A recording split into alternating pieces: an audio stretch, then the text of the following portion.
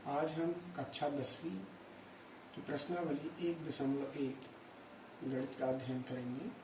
प्रश्न 1 है, निम्नलिखित संख्याओं का HCF महत्तम सीमा बढ़ता ज्ञात करने के लिए यूक्लिड विभाजन एल्गोरिथम का प्रयोग कीजिए। प्रश्न क्रमांक 1 है 135 और 225। प्रश्न क्रमांक 2 है 196 और 38,220। और प्रश्न 3 है 487 और 255। हल।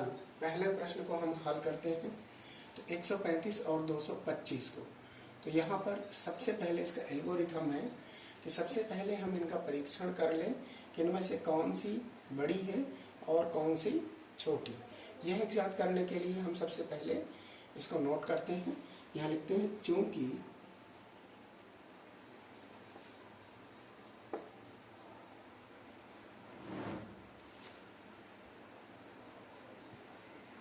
(225) is greater than 135। 225 बड़ा है 135 से, इसलिए भाज्य क्या है 225 और भाजक क्या है 135। अब यहाँ पर हम रफ वर्क के दौरान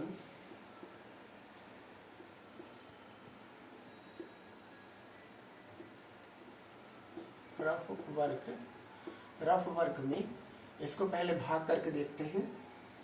225 भागे 135, 135 से कम 135, दोनों को घटा लेते हैं। 5 में 5 गया 0, 12 में 3 गया 9 और ये 1 हो गया, 1 गया 0।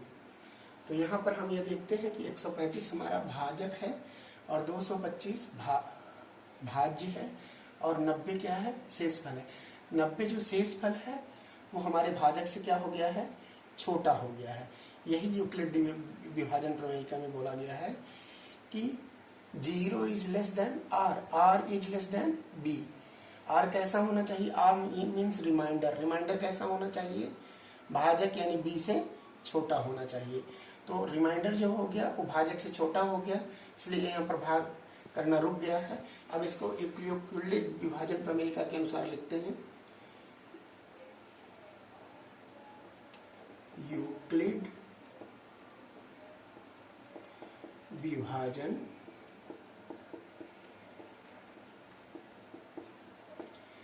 प्रमेयिका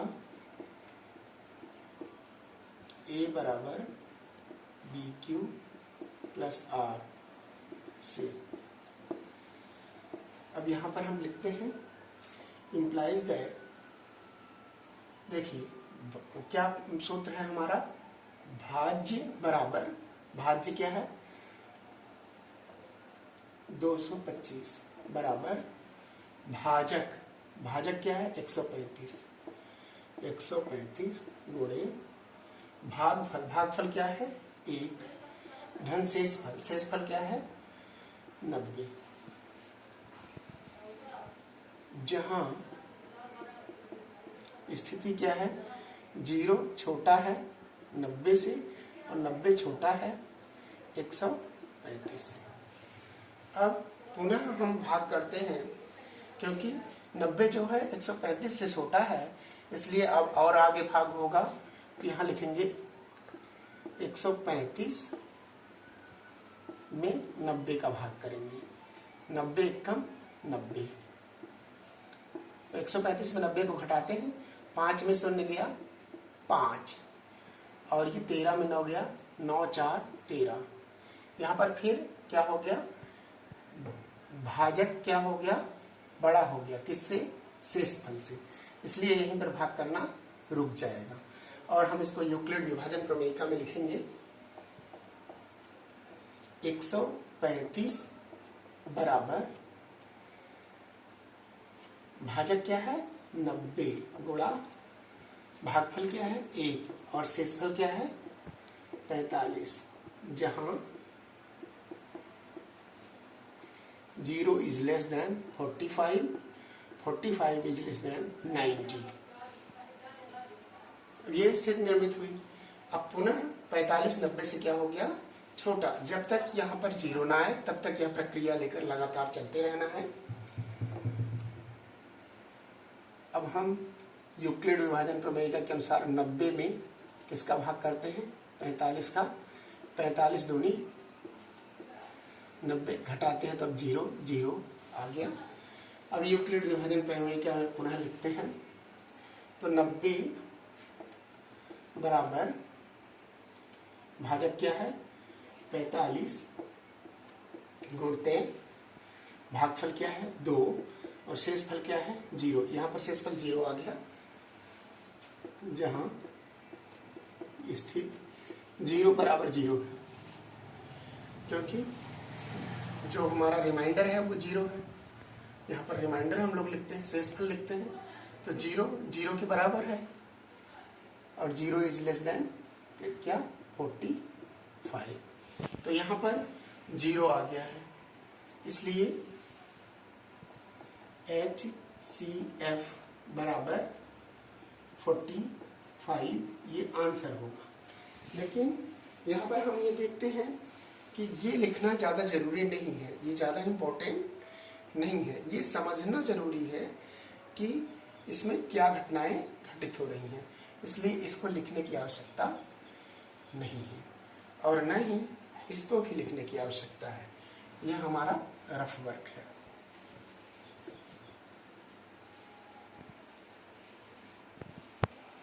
अब हम प्रश्न क्रमांक 1 का दूसरा प्रश्न अभ्यास के दौरान लेते हैं। देखते हैं 196 और 38,220 की क्या स्थिति है। तो यहाँ पर दोनों में कंपेयर करेंगे, क्योंकि 38,220 इज ग्रेटर देन 196।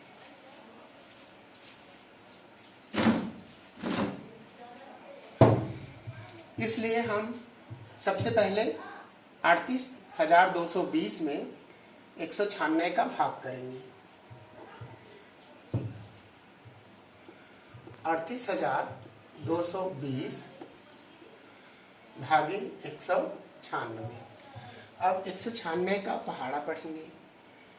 196 का पहाड़ा कैसे पढ़ेंगे?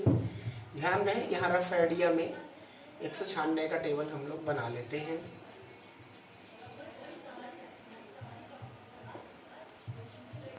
196 into 1, 196 into 2, 196 into 3, 196 into 4, 196 into 5, 196 into 6।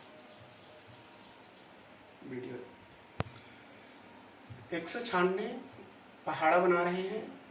196 गुणा 1 बराबर 196, 196 गुणा 2 392, 196 गुणा 3 588, 196 गुणा 4 784, 196 गुणा 5 980, 196 गुणा 6 1176, 196 गुणा 7 1372। इस तरह हम पहाड़ा बना लेते हैं। अब हम इसमें अप्लाई करते हैं, कौन सा यूज होगा कौन सा नहीं होगा, इसका ध्यानपूर्वक ध्यान रखेंगे। यहाँ पर हम अध्ययन करते हैं कि 2 बार में अगर ट्राई करें तो 392 होता है, जबकि यहाँ पर 382 ही है, इसलिए हम एक ही बार ले जाएंगे। ये देखिए, एक बार मैं ले जा रहा हूं,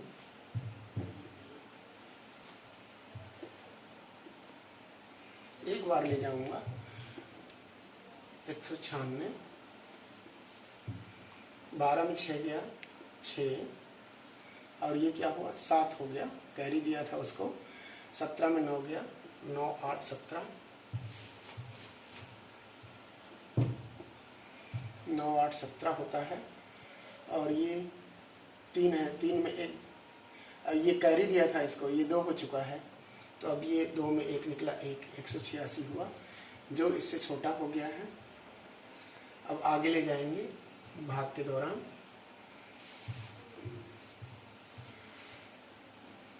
एक संख्या यहाँ से उतारेंगे नीचे 2।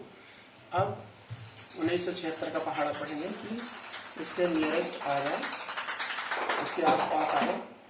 एक बार में हम ले गए हैं। अब हम यहाँ अध्ययन करेंगे कि 1862 इसमें किस में आता है। तो 1862 नियरेस्ट है 9वीं बार टेबल पढ़ने पर 196 का 1764, तो हम नौवीं बार टेबल पढ़ रहे हैं 1764। अब इसको घटाते हैं, 12 में 4 गया 8 4 12, और ये कितना हुआ, ये कैरी दे दिया तो 5 हुआ, तो 5 में ये घट नहीं पाएगा, फिर 17 18 से 8 से कैरी लेगा तो ये कितना हो जाएगा 15, 15 में 6 गया 9 6 15, और ये अब कैरी दे देने के कारण 8 7 हो चुका है, तो ये 0 और ये 0। अब ये 0 नीचे उतरेगा तो ये 980 हो जाएगा। तो 980 जब ये हो जाएगा तो यहाँ पर हम अध्ययन करेंगे कि 980 5वीं बार में, 196 के 5वीं बार पहाड़ा पढ़ने पर 980 आता है, तो 5वीं बार में 980 आ गया। यह एक ही बार में पूरी तरह विभाजित हो गया। तो यहाँ पर हम देखेंगे कि भाज्य बराबर, भाज्य कितना है, इसलिए भाज्य 38,220 बराबर भाजक क्या है 196 गुणे भागफल क्या है, भाजक है ये, और ये भागफल 195, और शेषफल क्या है, शेषफल यहाँ पर मैंने क्रॉस लिखा है जबकि यहाँ पर 0 आ रहा है, तो यहाँ लिखेंगे शेषफल 0। जब शेषफल 0 हो जाता है तो हम ऑलरेडी क्वेश्चन को आगे नहीं ले जाते, अर्थात जिस संख्या से पूरी संख्याएं विभाजित हो जाती हैं वही मस होता है। तो यहाँ पर लिख दें अतः अभीष्ट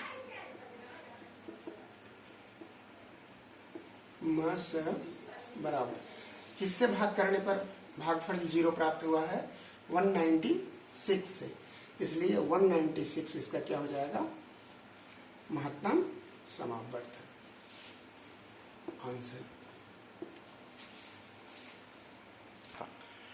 जिस प्रकार हमने पहला प्रश्न किया 135 और 225 का, और दूसरा प्रश्न किया 996 और 38,220 का महत्तम समापवर्तक मैंने ज्ञात किया है, ठीक उसी प्रकार आप स्वयं प्रश्न क्रमांक 3 487 और 255, 487 और 255 को हल करेंगे। तो इसका एल्गोरिथम मैं बता देता हूँ। सबसे पहले आपको चेक करना है कौन सी बड़ी है या कौन सी छोटी। जो बड़ी संख्या होगी वो भाज्य बन जाएगी, और जो छोटी संख्या होगी वो भाजक बन जाएगी, और जो भाजक बनेगी उसी का टेबल पढ़ के क्रम से भाग करना है, और शेष फल आने पर शेष फल से भाजक को भाग करना है भाज्य बनाकर, और इसी क्रम को लेके सतत विभाजन द्वारा हल करना है, और यहाँ पर एल्गोरिथम लिखते हुए महत्तम समापवर्तक ज्ञात कर देना है। धन्यवाद।